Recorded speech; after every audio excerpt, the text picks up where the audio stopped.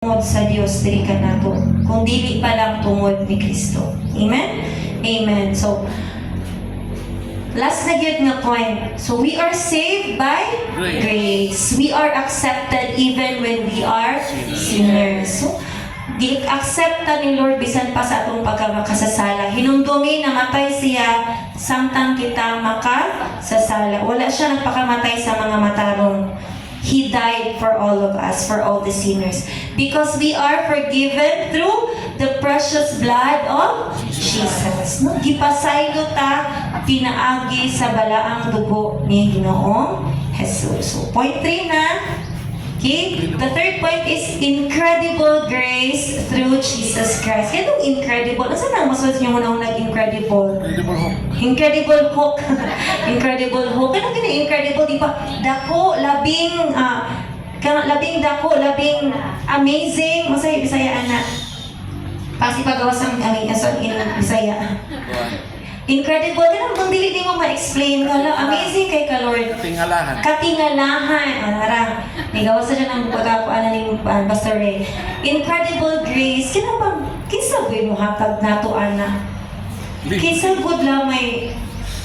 Kaya bang imo... Think of yourself. Katong kanta na to ganina, si kinsa lamang ka nga nakitaan ka ni Lord. Usa itong kanta ng Tagalog, kung aking pagmasdan, ang kalawakan, di ko maunawaan. Sa sunod, ang iyong dahilan kung bakit ako'y iyong inalagaan. No, lamig kayo ba? Imo bang hinang-hinamon ang tanan na itong mga kanta? Makaingon ka ba nga, Lord? Tinuod, sige sa ragod ko, Lord. Sa pagka makasasala na kung ano pang butawon sa nga, nakitaan din ko ni mo, Lord. Thank you, Lord.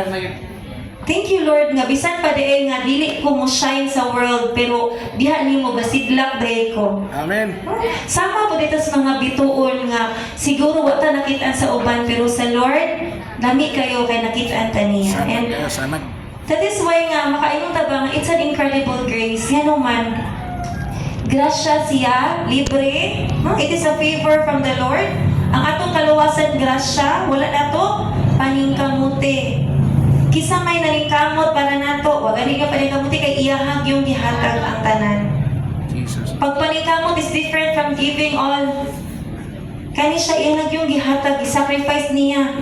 He is God, pero usay gibuhat niya. Nagpakatawo siya nga pobre. Nagpakatawo siya nga wala gani siya, dili gani siya ka nang natawo nga dato, dili siya natawo